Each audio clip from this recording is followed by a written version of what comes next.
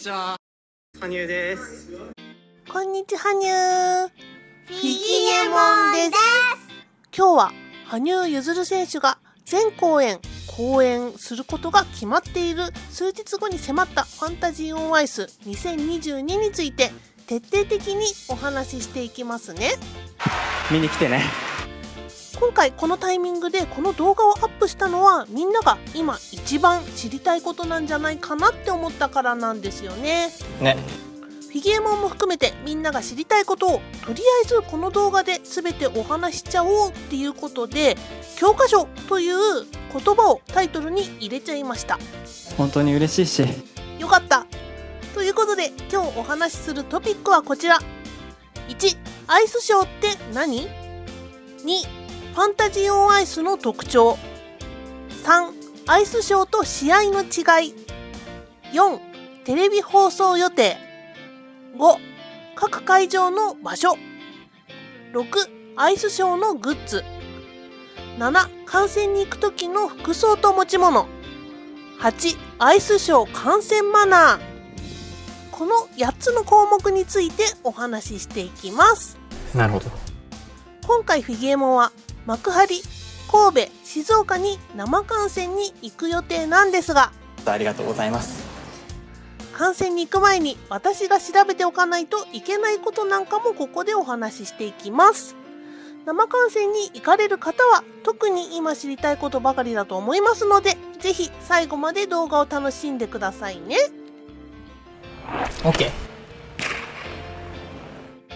こんな感じでこのチャンネルでは羽生結弦選手フィギュアスケートに関する話題を毎回ご紹介しています。羽生結弦選手に興味津々という方はぜひチャンネル登録をしておいてくださいね。チャンネル登録をすると動画以外にコミュニティの配信を受け取れるようになります。本当に？はい、このコミュニティではリアルタイムの情報を不定期で発信しています。動画ではタイムラグのある情報もコミュニティではタイムリーでお得な話題をお届けしています。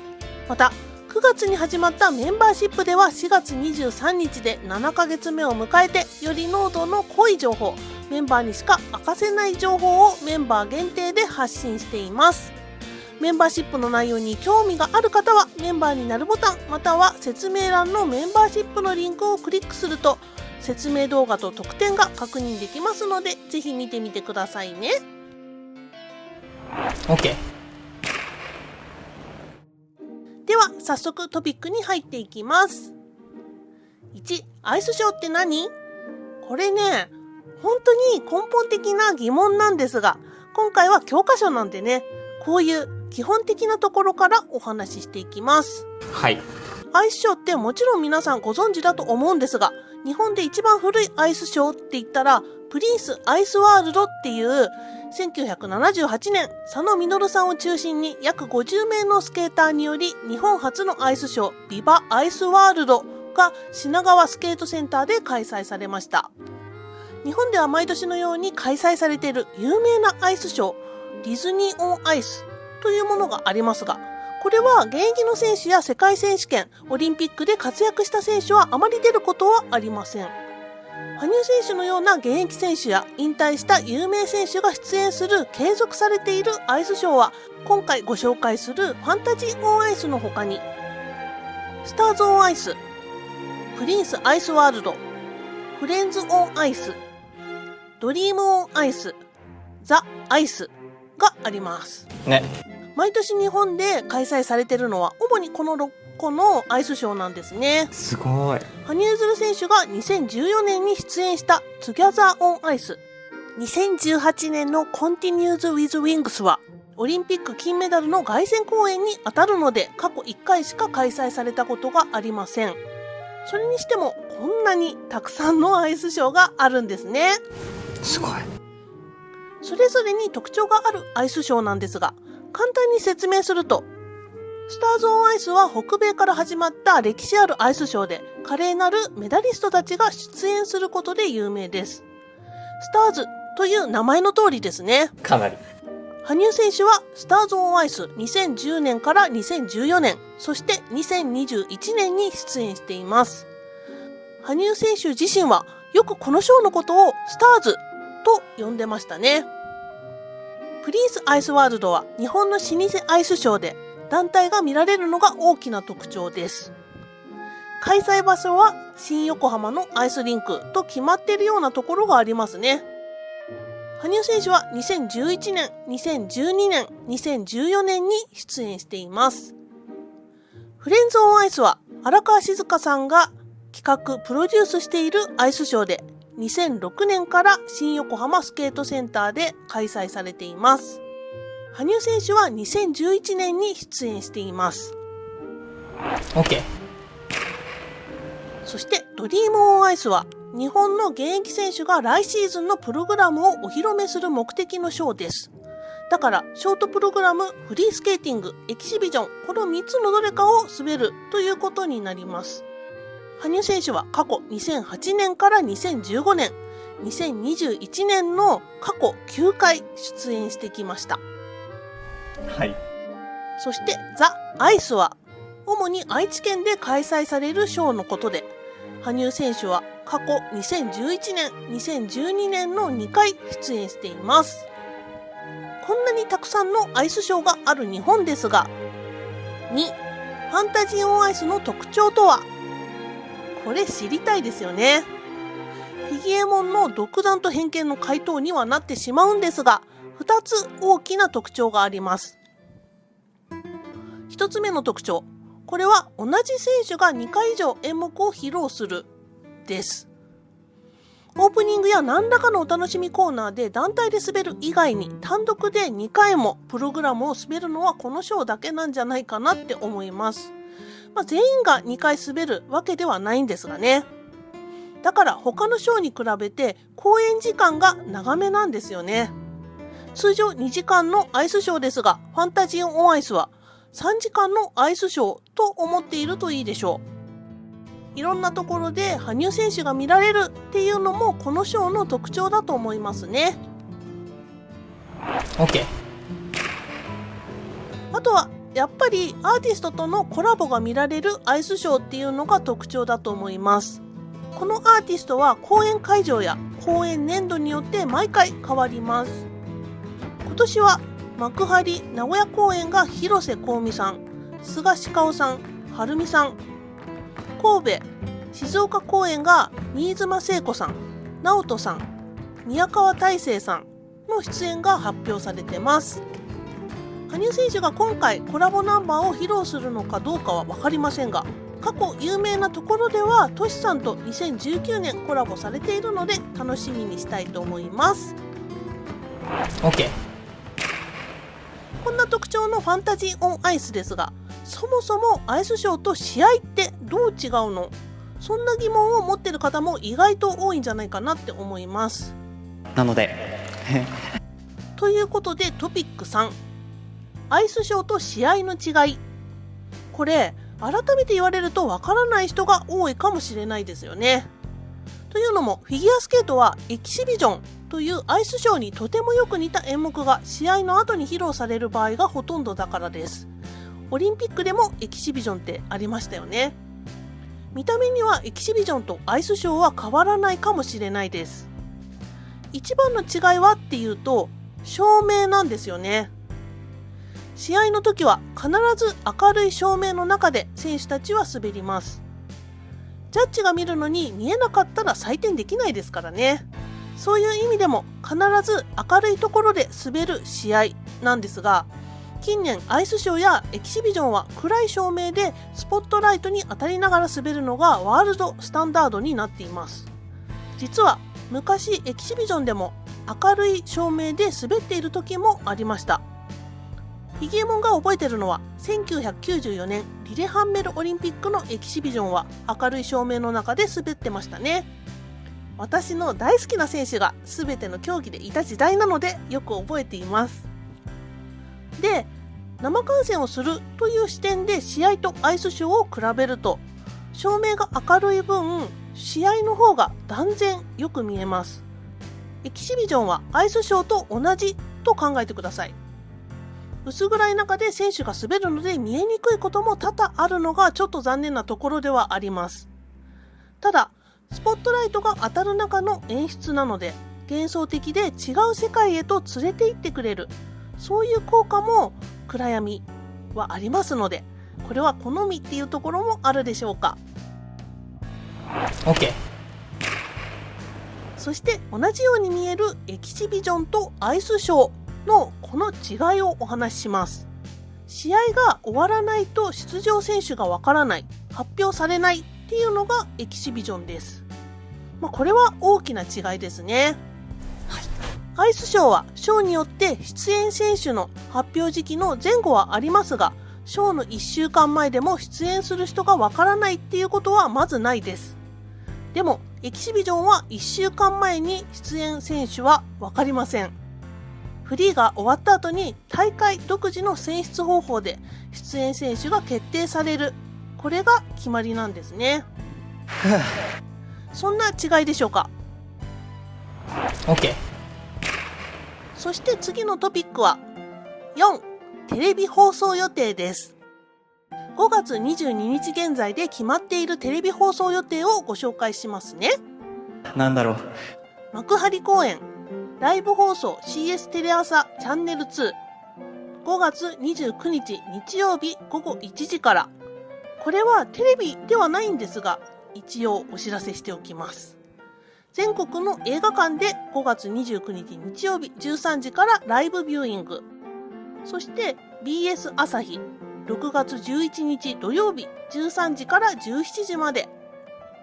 そして CS テレ朝チャンネル2で7月23日、時間は未定ですが初日公演を放送予定です。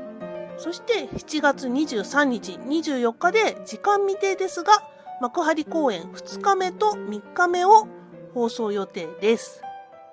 地上波でのテレビ放送予定は今のところ来てないんですね。テンパってます。次は名古屋公演です。地上波メーテレ、これ名古屋放送ですね。7月2日土曜日13時から15時54分。CS エンタメーテレ、7月3日日曜日13時から。そして再放送が7月31日の日曜日13時からになってます。そしてもう一つ CS ダンスチャンネル、これ7月7日木曜日22時から。そして再放送が7月17日日曜日18時30分からっていう予定になってるそうです。神戸公演、これはねまだテレビ放送未定のようですが、おそらくカンテレで放送されると思われますので、公演時期近くになったら情報を入れるようにしましょう。 OK。 次は静岡公演のテレビ放送予定です。静岡朝日テレビ7月10日日曜日10時から10時55分。そして BS 朝日7月9日土曜日13時から15時54分。こんな感じで同じテレビ局の放送ではないので、皆さん近くになったら再度確認してみてくださいね。で、幕張公演はもう CS の方は録画予約できますので、ぜひしちゃってください。 OK。 では次に生観戦する人には大事なこと、それが5、各会場の場所です。なので各会場の詳細をご紹介していきます。幕張公園、幕張イベントホール、ここは千葉県の千葉市にあります。電車で行く場合、JR 京葉線海浜幕張駅から徒歩約5分、東京駅から電車で30分ぐらいのところですね。もう一つ、JR 総武線、京成線幕張本郷駅から幕張メッセ中央駅バスで約17分ということで、これ秋葉原駅から電車で約40分で着くところですね。なので徒歩で行く場合は海浜幕張駅を利用するって感じです。 OK。 名古屋公演、こちらのホールは日本外資ホールです。そして愛知県名古屋市にこのホールはあります。電車で行く場合、東海道本線笠寺駅から徒歩3分、名古屋駅から11分ぐらいのところです。そして名鉄本線笠寺駅から徒歩15分、名鉄名古屋駅から約15分の場所です。駅から近いっていう意味では東海道本線の笠寺駅を使う方がいいんじゃないかなって思います。 OK。 神戸公園は神戸ワールド記念ホールです。こちらのホール、兵庫県の神戸市にあります。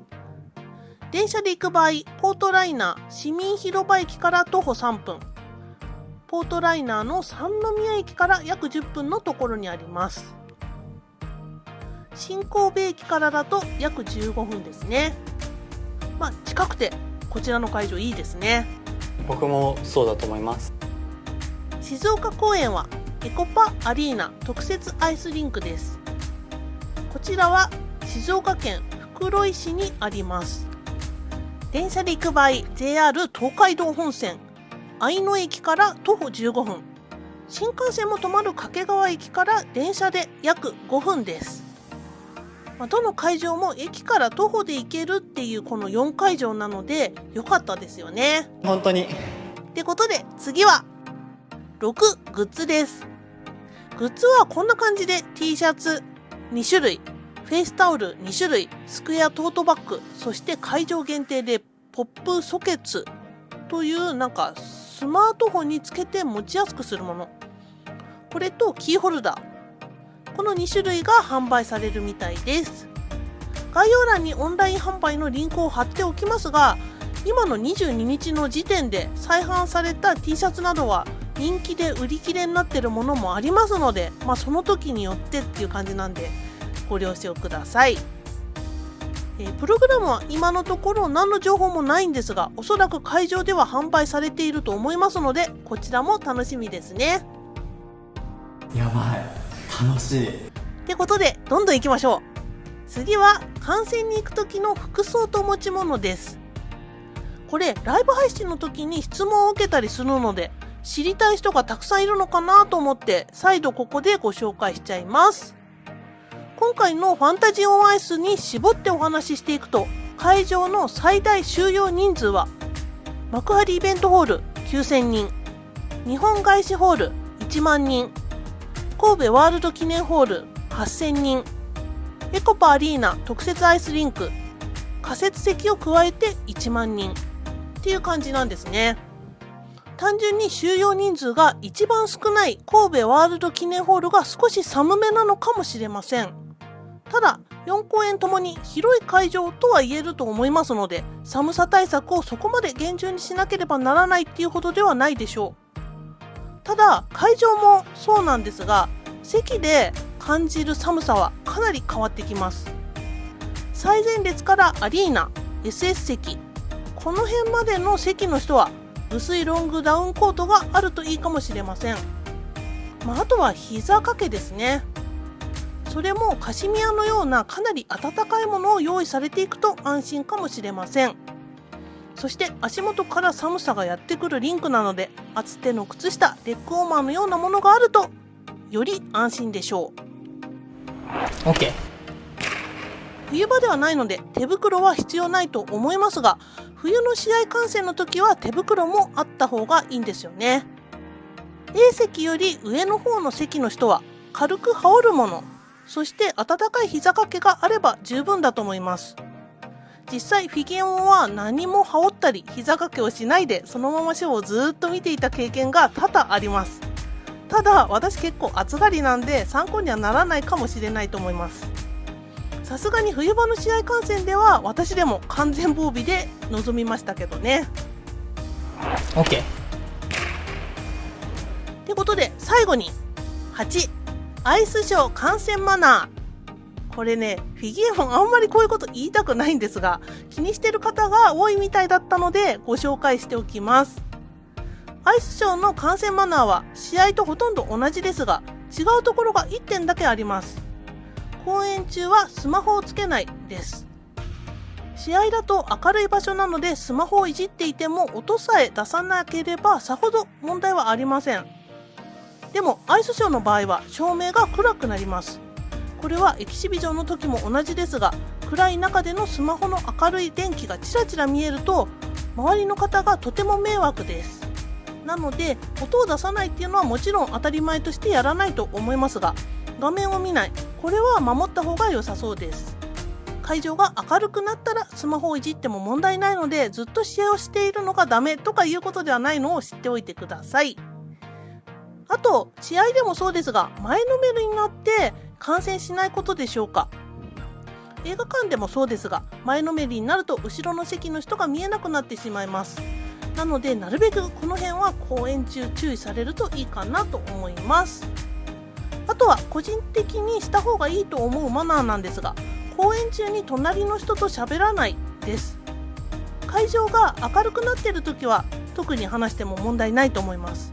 なんでかっていうと、特に羽生結弦選手が出演するアイスショーっていうのは一人でチケットを取ってる方が結構多いんですよね。なので公演中に話をしている人がほとんどいないので、話している内容をみんなが聞いている、そんな感じになってしまいます。会場が静かになっている時や選手が真剣に演技をしている時、ずっと喋り続けるっていうのは、静かに演技を見たい人にとって迷惑になってしまうことがあるようです。なので演技中はあまり喋らない、これが暗黙のマナーかもしれません。もう一つ、トイレが空いてなくて戻れなかったっていう場合はしょうがないと思いますが、演技中に席を移動しないです。これ当たり前なんですが、公演開始時間や休憩後に照明が落とされると席に戻れなくなってしまうことが多いんです。でもたまたま照明が落とされていても入れてしまった場合、真ん中の方の席だとたくさんの方の目の前を立って通ることになってしまいます。中にはその演技のためだけにショーに来ている方もいらっしゃいます。そんな方にとってその大事な演技中に目の前を横切られるっていうのはとても悲しいことですよね。なので時間に余裕を持って席に着くといいかなって思います。 OK。 これが分かったら、あとは羽生選手の演技を楽しむだけですね。ぜひバナーブランケットなんかを持って演技が終わった後にバナー振ってみてくださいね。羽生バナーブランケットの購入リンクは概要欄に貼っておきますので、気になる方はぜひチェックしてみてください。ちなみに注文してから10日から14日ぐらいかかりますのでご注意くださいね。なんだろう、いかがでしたでしょうか。楽しかったですか。ぜひ次回もお楽しみにしていてくださいね。大好きなので。そして最後にお知らせです。ファンタジーオンアイス幕張公演の最終日、5月29日日曜日21時からライブ配信をします。実はフィギュアモンは2次抽選でこの日のチケットが当たりました。なので実際に中で見た感想なんかをお伝えできたらなって思います。 CS ではテレビでライブ放送もありますし、映画館でライブビューイングもある日です。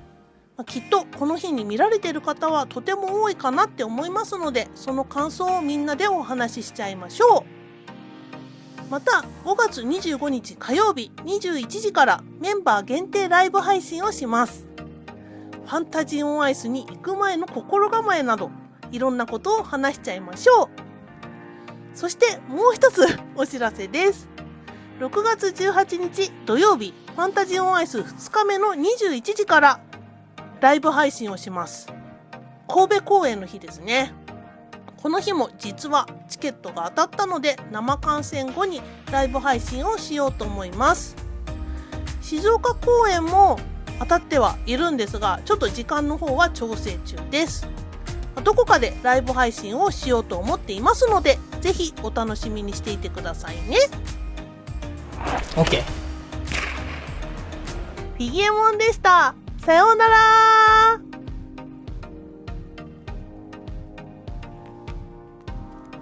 いつも応援ありがとうございます。